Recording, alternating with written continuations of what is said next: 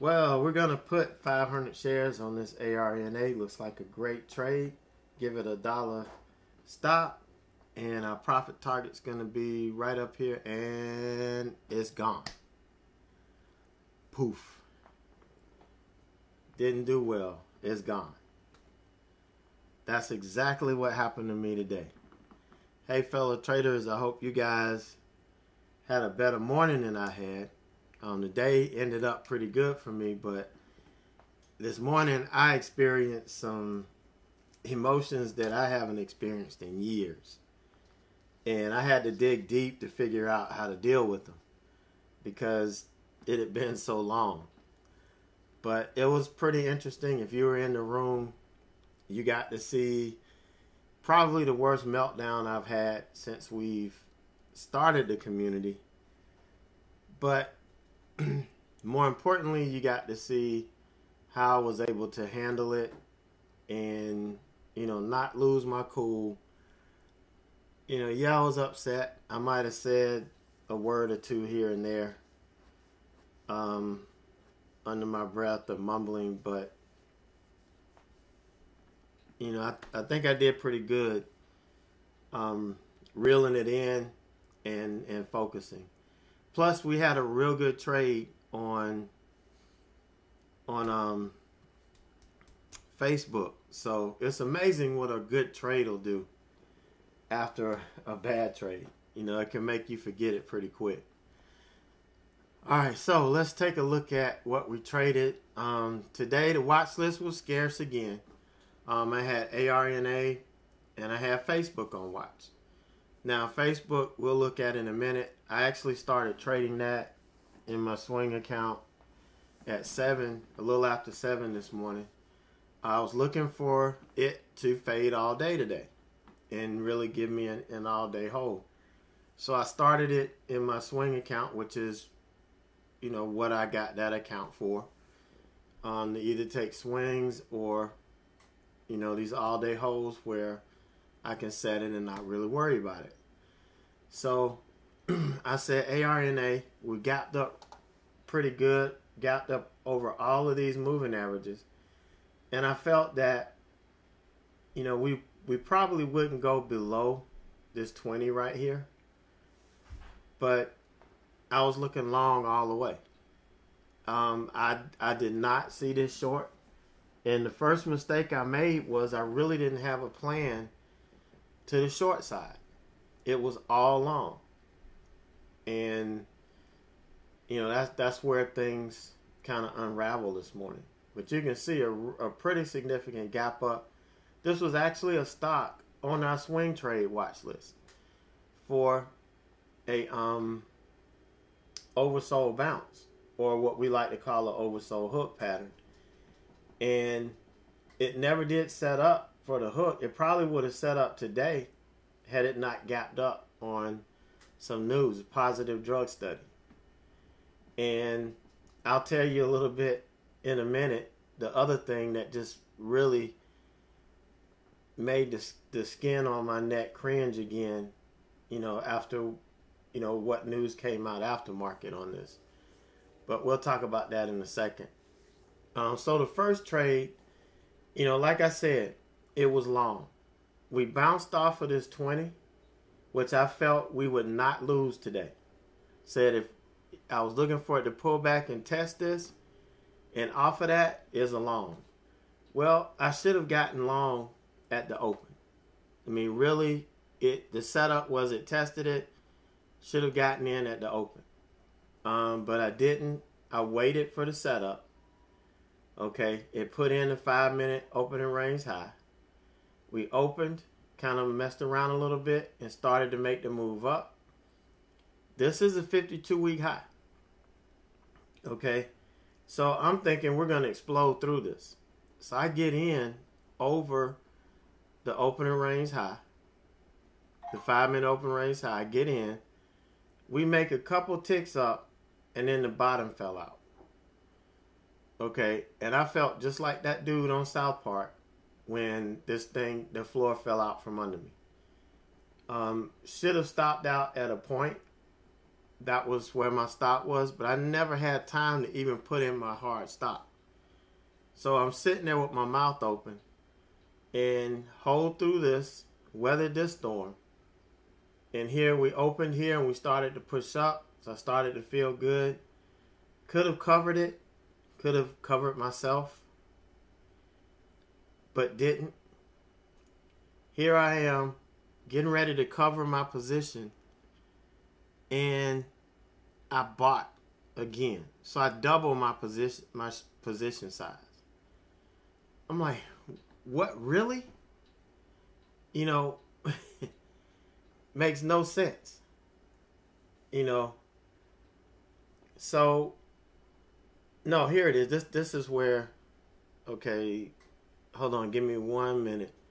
I want to make sure I tell you the right thing. So I got in here at 500 shares. And then I actually bought right here. I added to my position. And then on top of that, I'm trying to get out again. I'm in 1,000 shares now. Damn if I didn't add another 1,000 shares to it. You know, right here. I'm like, what the? And, you know, I immediately took it off. And so I'm like, okay, you know, this is, this is crazy. You know, this is absolutely crazy. And I'm like, I can't believe I got that messed up, you know, doing this. I mean, I was so out of sync. And this is what we talked about yesterday, you know, being the law of resonance. And I thought I had the rhythm. You know, I thought I was dancing. And when the music stopped, you know, it felt like I was the only one left standing when the music stopped. And I didn't know how to handle that. Or I do know how to handle it, but it had been so long, I didn't know. So I just made compounded mistake after compounded mistake. But this actually helped my loss a little bit. You know, the mistakes did. It was still a loss, but it helped my average. And I didn't lose as much money as I could have. So instead of calming down, you know, walking out and saying, okay, you know, I'm down. Let me get my head screwed back on straight. I short this thing under, you know, use a 5-minute opening range breakdown. I short it. First target is the 20 here. Or this was my target. I was like, I'm going to short it down here, take it off, and then go in for the bounce. Because I still think we're going to make this huge run up. You know, we're not going to lose this. We're not going to lose this level. We didn't get it on this pullback. And then, you know, bam, we get a run up. Okay, I get stopped out. So now I'm like, well, we're probably going to reject VWAP and pull back. So I get short again. At this point, I'm just anticipating. I'm revenge trading. You know, whatever you want to say about it, that's what I'm doing. And I'm like out of control at this point. You know, I'm just digging. I'm trying to climb out, but I'm digging deeper. Digging deeper and digging deeper.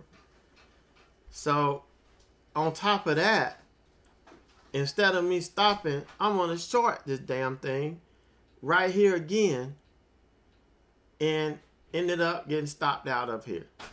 So I'm like, okay, I had to walk away. I had to take a walk. I had to gather myself and, you know, really look at this and say, okay, look, let's get in rhythm with this thing. You know, I'm trying to lead. I'm not letting the stock lead. I'm not letting the price action lead. If I do that, I wouldn't have made all of these trades. This was it just caught me with my pants down. Basically, that's what happened here. Here was probably not a bad trade, but this was a bad stop out. This was a bad exit. Okay? So, and then here was a bad entry.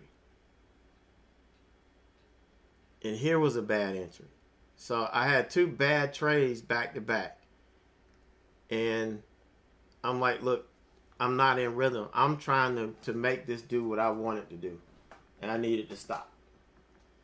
So I waited. And, like I said, everybody was telling me, no, don't trade it. Don't take it. And I was joking about taking 10,000 shares here. Which, I wish I had the money to take 10,000 shares. Because I would have been $10,000 richer or more. Because this thing did move over a point. But, I didn't. I just used the skills that I had to read the price action, read the chart, understand what was going on here. And, I waited till we got back below this, and I used VWAP as a guide. We never did close above VWAP. We pulled back, bounced off this 5-minute opening range low, bounced up again, fell VWAP. And once we did that, I figured we were in good shape. And I figured we had a nice move down to the 100-day. And if it did stop here, it would still be a decent move because, it hit my first target. And so we got down here. I didn't quite take it. I took it a little bit early, but that was fine. And it grinded its way down. Finally got through the 100-day. Got to the 20. And I took it off here. And I was holding just in case we got through and got to the 90-day here from the daily. But we didn't.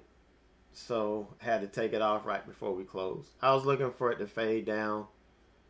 And really it'd have been great if we got to the 100-day. But the 200 right here. 200 period on the 5-minute chart. But it just didn't get there. So I did kind of make half the loss back. I figured it up. I think I was down like $3,000. I did make half of it back. So only lost $1,400 on this. And, and I really came unglued. But as a trader, you're going to have days like this. And when I didn't have the experience and I didn't have the process in place, after a morning like this, I would have just had to quit and just stop and come back tomorrow. But over the years, I've developed the skill to be able to shut it down, go back, reevaluate what's going on, and determine, is this market receptive to what I want to do?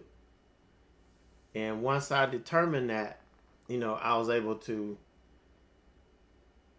really get in and start making some trades. But like I was telling you on this, I don't have the, what happened after close.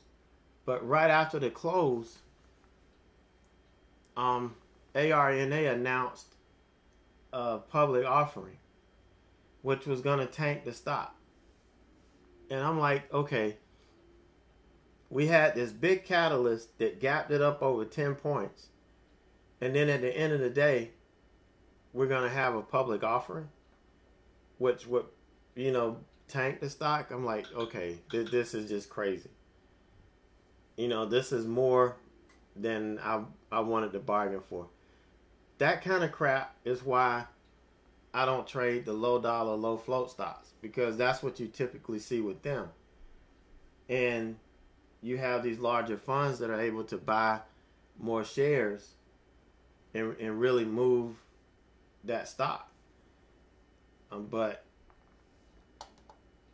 it's gonna make me think twice about trading biotech stocks going forward, because I don't typically trade a lot of these. But if I go back and look, I probably would come up with the idea that I don't need to trade them because of how they move. They don't move in rhythm, and you really can't get a hold of what's going on. So that was ARNA. A good learning experience for me, a refresher, and we'll probably think twice about trading these biotech stocks. The most of the stocks I trade, 90% are moving on earnings. That's what I like to trade because I can make sense out of earnings. This I can't make sense out of. All right, so the big trade, the one that really helped me out was this Facebook. And we were red on the day. And I felt my entry is covered up in here. I got in, back here between 7 and 7:30. All right, here we go. I think this is my entry here. I got in here. And, with the full understanding that we're probably going to go up here and test red to green. But I was okay with this, of just getting in early and holding it. And I saw we had the 200 coming in. And we still had real bad news that was just coming out left and right on Facebook. So I felt confident that this could be an all-day hold. And I kind of set my target to, this should have been my first target, but somehow I set my first target a little bit too close. And when it should have been 167, I set it up here and ended up taking it off too early. And here was my last target here at 166. I thought this was about as far as we're going to go today. So it cleaned me out by 10:30. And on a pullback, I was already devastated by this other trade. So I'm like, look, this trade is paying me, so I need to focus on this. And I waited for the bounce, the rejection here, got in, and, just took strategic covers here. And waited for the bounce again, and, cleaned up again. And here, I actually, I got short here and ended up stopping out here. Okay, this was the last stop from this position here. I stopped out right here on this position. I thought we were coming back, so I got short. I didn't wait for the next candle. I should have, but I got short, ended up getting stopped out here, and then I started going long on the recovery. And the last cover, it was a level here at 167.17 or 18 or something. And that's where I took my last cover. But I was driving, and I just had to have it in automatic. But looks like it ran all the way up to 168. I had another point in this. But unfortunately, during the school year, between 3 and 4, I can't really work the trades like I want to, because I'm on the road. I can be in a trade, then I can log in while I'm at my son's school waiting and kind of work it that way, but that doesn't really give me enough time to make any real good moves. So I was pretty pleased with this. 37.91.11. Without that stop out, I think I could have had $4,000 in this stock. So real happy. Facebook did it. And I'm glad because, in a sense, I'm glad because ARNA happened, because it forced me to really focus like I used to. And, taking these trades, recognizing when we made a higher low, we're probably going to bounce here if we continue it and go long. And it worked out. And this thing did just what it did the day before. Toward the end of the day, run back to VWAP. And that's what I was trading. So, even though I had a pretty devastating trade to start the morning with, was able to recover half of that, and then end up the day green, with a solid day on Facebook. And like I said, it's amazing what good trades can do for you. You can have the worst trade of your life, but when you have one of the best trades of your life, that ARNA is a distant memory. I won't even think about it anymore in that negative sense. Actually, I can laugh about it. I can joke about it now.